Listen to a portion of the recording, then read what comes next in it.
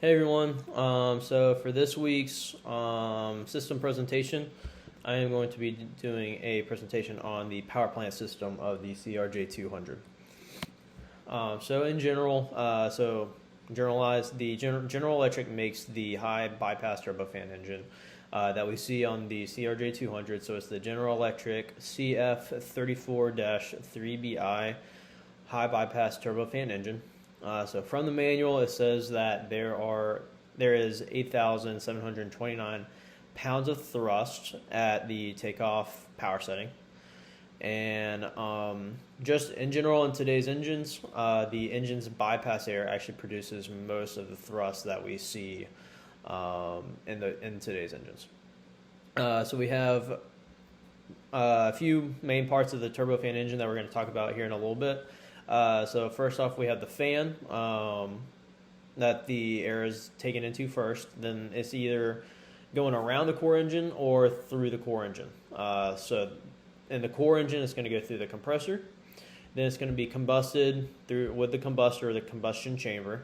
Then it's going to spin the turbine. Then it's going to be thrown out the mixing nozzle. And then after that as well, that's where the bypass air mixes with the core air. So let's talk about that. So you have two different types of air in a turbine engine. You have the bypass air, and then you have the core air. So the bypass air is the air that does not go through what we call the core engine. It doesn't go through the compressor. It doesn't go through the combustion chamber where it's ignited with fuel. It also does not go through the turbine. It mixes with the core air at the end, after the mixer and the nozzle. The core air, on the other hand, does go through what we call the entire engine or the core engine.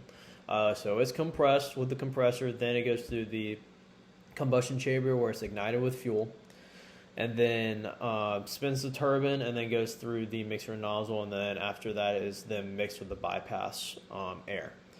So we just talked about that. It mixes at the end of the engine. And one of the main reasons behind that as well is mixing bypass air with core air. That bypass air is going to be cooler than that heated core air that was ignited with the fuel.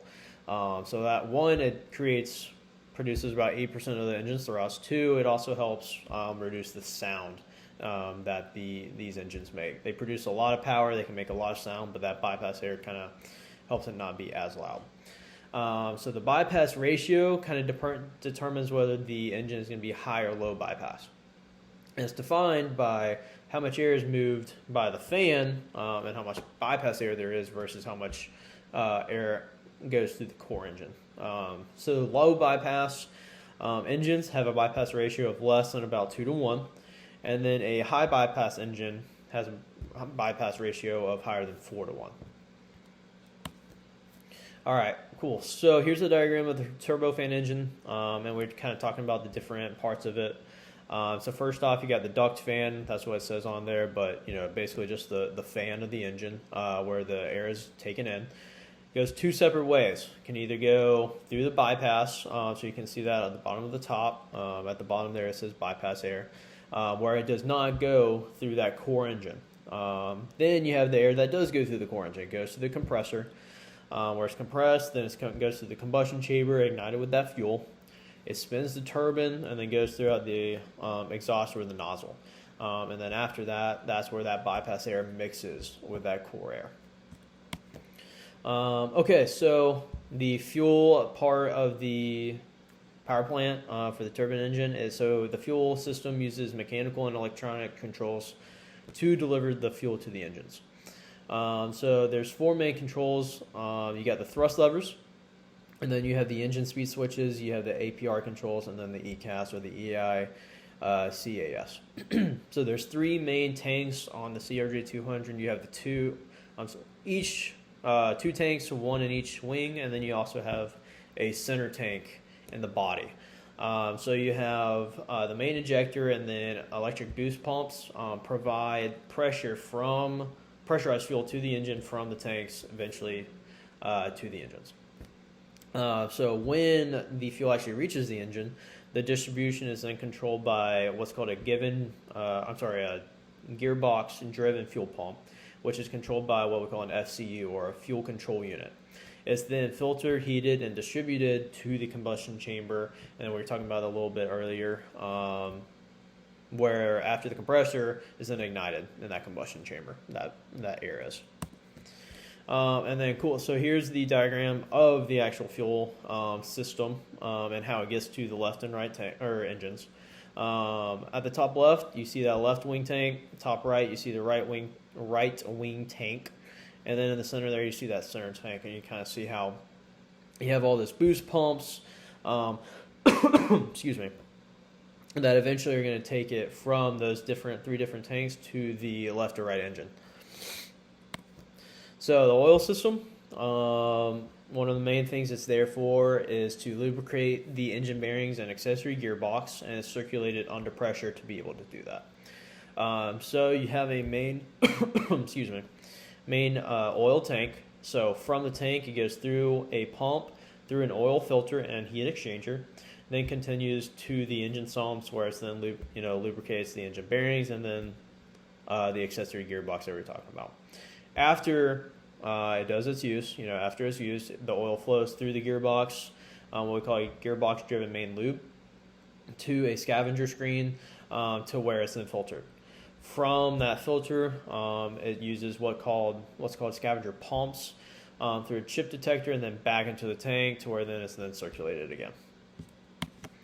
All right, so thrust reversers, another part of the power plant system. So these thrust reversers are mainly used during takeoff, aborted takeoffs, and then also landing rollouts to help with braking. So this system takes bleed air from the 14th stage of the compressor, and then the bleed air is taken.